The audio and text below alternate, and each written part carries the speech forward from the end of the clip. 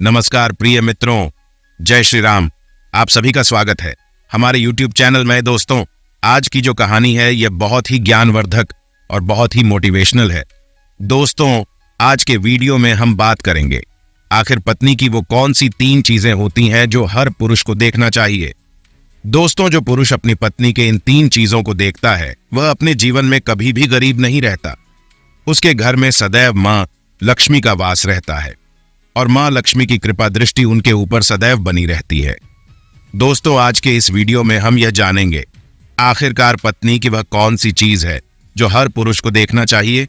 दोस्तों, आज के जो वीडियो है, आज के इस वीडियो में हम यह बात करेंगे, एक छोटे से कहानी के माध्यम से जानेंगे आखिरकार वो कौन सी 3 चीजें हैं जो हर पुरुष को अपनी पत्नी की देखनी चाहिए। दोस्तों, उससे पहले आप सभी से निवेदन है, यदि चैनल पर आप लोग नए हैं या चैनल पर पहली बार आए हैं तो कृपया करके चैनल को सब्सक्राइब कर ले, क्योंकि दोस्तों हम अपने चैनल पर रोजाना ऐसे ही ज्ञानवर्धक और मोटिवेशनल वीडियो लाते रहते हैं।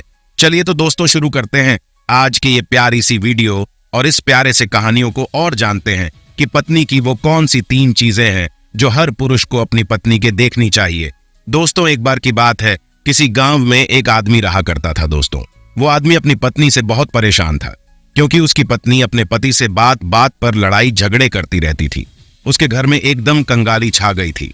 खाने के लिए घर में ना ही कोई दाने थे, ना ही पीने के लिए पानी और न पहनने के लिए वस्त्र। दोस्तों, इस रोज रोज के क्लेश से वह पुरुष अपनी पत्नी से परेशान हो गया था। दोस्तों, एक दिन की बात है, वो आदमी अपने घर से जंगल की तरफ निकल जाता है। दोस्तों, जंगल में जाते जाते उस आदमी को एक साधु से मुलाकात होती है। दोस्तों, तब वो आदमी उस साधु के पास बैठ जाता है और वहां पर बैठकर रोने लगता है। दोस्तों, वह साधु उस आदमी से पूछते हैं कि पुत्र, आखिर तुम्हें हुआ क्या है, तुम क्यों रो रहे हो। दोस्तों, तब वो आदमी उस साधु को बताता है कि महाराज, मेरे घर में मैं, मेरी पत्नी और मेरे 2 छोटे छोटे बच्चे रहते हैं, लेकिन मेरी पत्नी मेरे कोई भी बात नहीं मानती है। बात बात पर मुझसे लड़ाई झगड़े करती हैं, जिसकी वजह से मेरा छोटा सा बिजनेस था वो भी बंद हो गया। अब हम घर में दाने दाने के लिए मोहताज है। हमारे घर में खाने के लिए कुछ नहीं है, पीने के लिए पानी नहीं है और पहनने के लिए वस्तु नहीं है। लेकिन मैं अपनी पत्नी को समझाता हूं कि लड़ाई झगड़े न करें, लेकिन इसके बावजूद भी वह घर में रोज नहीं करती है। इस वजह से मैं बहुत दुखी हूं और बहुत परेशान हूं, इसीलिए मैं घर छोड़कर आपकी शरण में आया हूं। दोस्तों को साधु महाराज उस आदमी को बोलते हैं कि पुत्र, रो मत। आज मैं तुम्हें ऐसे 3 चीजें बताने जा रहा हूं जो पुरुष अपनी पत्नी की 3 चीजों को देखता है, वह पुरुष अपने जीवन में कभी भी गरीब नहीं रहता हूं और ना ही उसके घर में कभी लड़ाई झगड़े होते हैं, उसके बिजनेस में तरक्की होती है। दोस्तों, तो वह साधु महाराज उस आदमी को बताते हैं, मैं तुम्हें जो 3 चीजें बताने जा रहा हूं उन 3 चीजों को गांठ बांध लो। दोस्तों, तब वो आदमी उस साधु महाराज की बातें बहुत गौर से सुनता है और साधु महाराज से बोलता है कि प्रभु, आप मुझे जल्द से जल्द बताइए वो कौन से 3 चीजें हैं जो हर पुरुष को अपनी पत्नी की देखनी चाहिए। दोस्तों, तो वह साधु महाराज उस आदमी को एक कहानी सुनाते हैं और बताते हैं कि किसी नगर में एक सेठ रहा करता था। उस सेठ का बहुत बड़ा व्यापार था। उसके घर में सेठ और उसकी पत्नी रहा करते थे। उस सेठ और सेठानी में आपस में बहुत प्रेम था। उनके घर में कभी भी लड़ाई झगड़े, किसी प्रकार का कोई अल्हा क्लेश नहीं होता था। इसलिए उनके घर में सदैव मां लक्ष्मी का वास रहता था और उनके बिजनेस में दिन दुगनी रात चौगनी तरक्की होती थी। उन सेठ और सेठानी में इतना प्रेम था कि आस पड़ोस वाले भी उनके इस प्रेम को देखकर जल जाया करते थे। दोस्तों, सेठ और सेठानी के इस प्रेम की मिसाल हर गांव वाले देते थे। ऐसे कर करके उस सेठ और सेठानी की बात उस गांव के राजा तक भी पहुंच जाती है। दोस्तों, जब सेठ सेठानी की बात उस राजा के पास पहुंचती है तो राजा भी उनके प्रेम की मिसाल की तारीफ करते हैं। हमारे गांव में से एक पुरुष और स्त्री ऐसी हैं जिनके घर में कभी भी लड़ाई झगड़े नहीं होते हैं। उन दोनों में आपस में इतना प्रेम है कि जितना मैंने आज तक अपनी जिंदगी में कभी भी नहीं देखा। दोस्तों, एक बार के बाद वो राजा पूरे नगर में ढिंढोरा पिटवा आते हैं और कहते हैं कि इस राज्य में जितने भी लोग हैं सभी लोग अपने अपने घर में दिया जलाकर रखेंगे। दोस्तों, तब राजा की रानी अपने राजा से पूछते हैं कि महाराज, आखिरकार आप सभी के घर में दिया क्यों जलवा रहे हैं दोस्तों को। राजा और रानी की बात सुनकर रानी से बोलता है कि दीपक प्रेम की निशानी होती है। जिसके घर में दीपक जलना है उसके घर में सदैव ही प्रेम बना रहता है और मैं चाहता हूं कि जो मैं सेठ और सेठानी के बीच में है वही प्रेम हमारे इस नगर में, हमारे इस राज्य में सभी पति और पत्नी के बीच में हूं, इसलिए मैं हर घर में दीपक जलाना चाहता हूं। दोस्तों, राजा के सैनिक पूरे नगर में ढिंढोरा पीटते हैं और बोलते हैं कि सभी के घर में रात भर दीपक जलाना चाहिए। दोस्तों, राजा की बात मानकर सभी नगरवासी अपने अपने घर में दिया जलाते हैं, लेकिन जैसे ही आधी रात होती है सभी के घर के दीपक बुझ जाते हैं। लेकिन उस सेठ और सेठानी के घर के दीपक कभी भी नहीं बुझती है, क्योंकि दोस्तों जो सेठानी थी वह अपने घर का दीपक इसलिए नहीं घुसने देना चाहते थे क्योंकि दीपक प्रेम की निशानी होती है और उस सेठ और सेठानी का प्रेम बरकरार रहे, इसलिए वह दीपक को जलाकर रखती थी। लेकिन दोस्तों जो सेठानी थी वो अपने मनमानी काम करती थी, उसका जो मन करता था वो वही काम करती थी। लेकिन सेठ को इस बात से कभी भी कोई दिक्कत नहीं होती थी, क्योंकि सेठ बहुत समझदार था।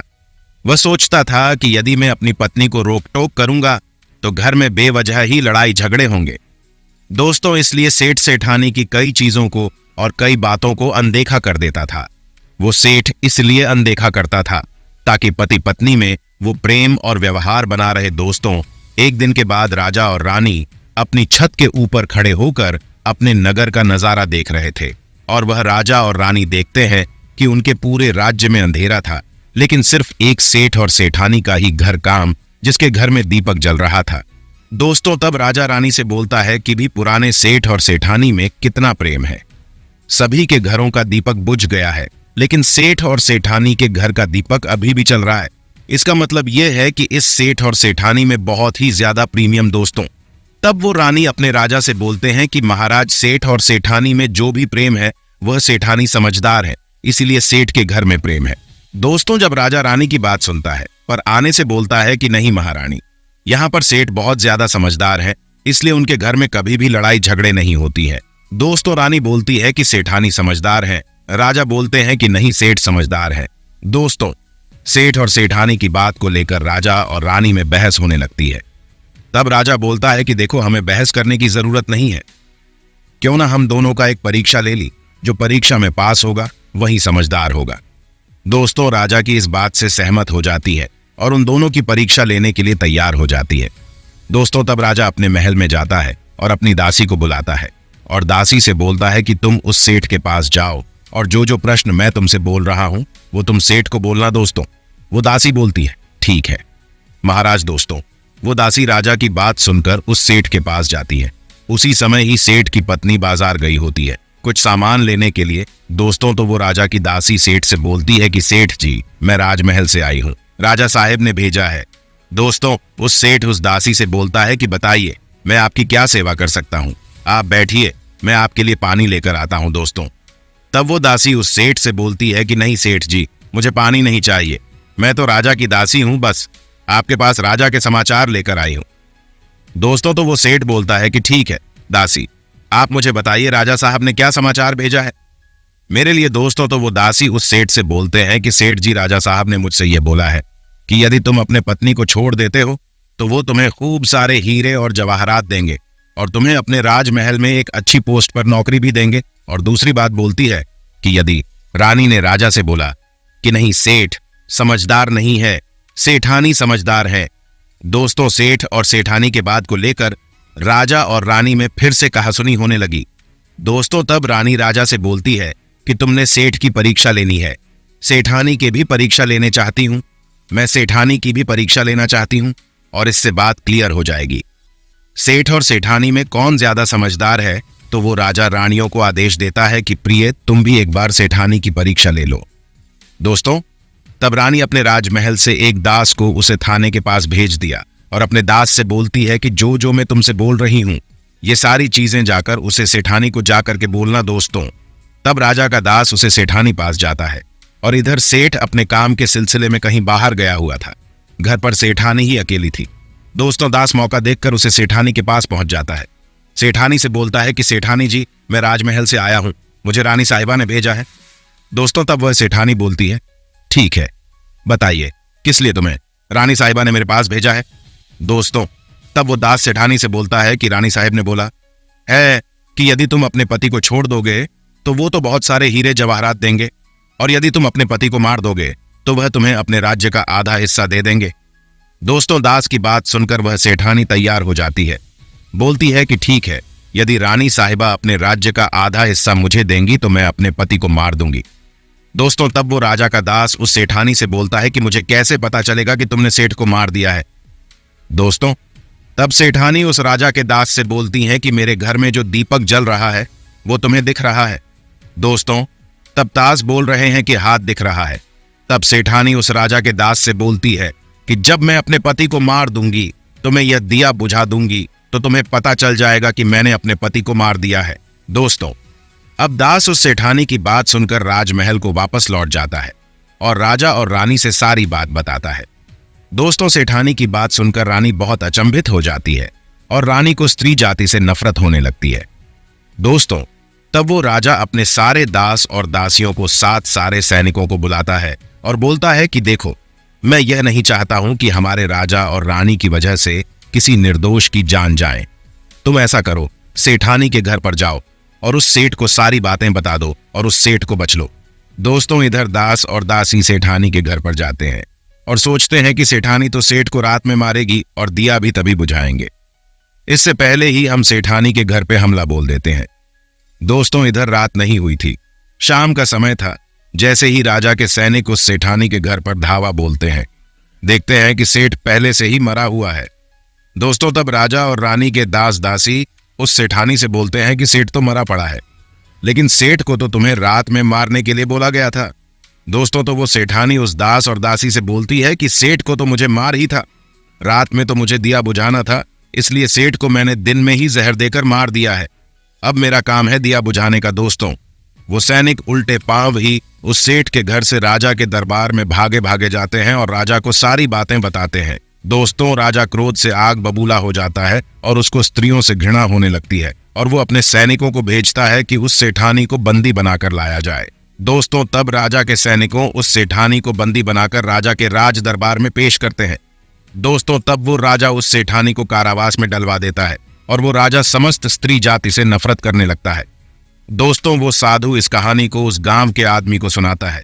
तब उस साधु उस आदमी से बोलता है कि अब तुम्हें समझ में आ गया होगा स्त्री के कौन सी वो 3 चीजें हैं जो हर पुरुष को देखना चाहिए। दोस्तों, तब वो आदमी सेठ से बोलता है कि महाराज, मुझे अभी भी समझ में नहीं आया कि स्त्री के वो कौन से 3 चीजें हैं जो हर पुरुष को देखना चाहिए। दोस्तों, तब वो साधु उस आदमी को बताता है कि हर पुरुष को अपनी स्त्री के सबसे पहली चीज ये देखनी चाहिए कि वह कहां पर आ जा रही है।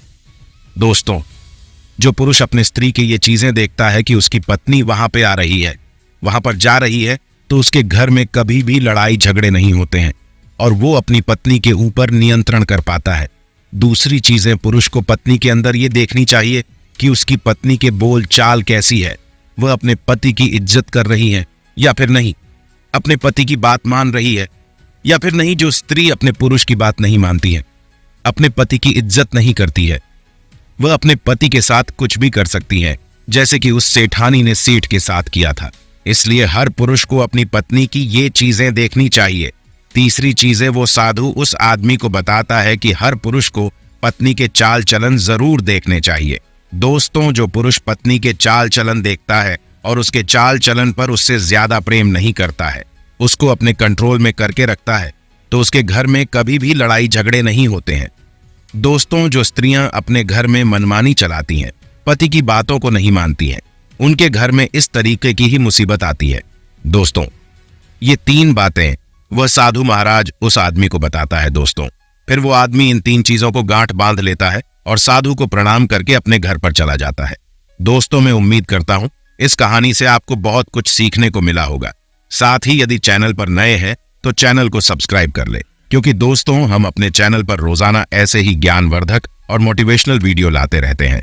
धन्यवाद दोस्तों। जय श्री राम।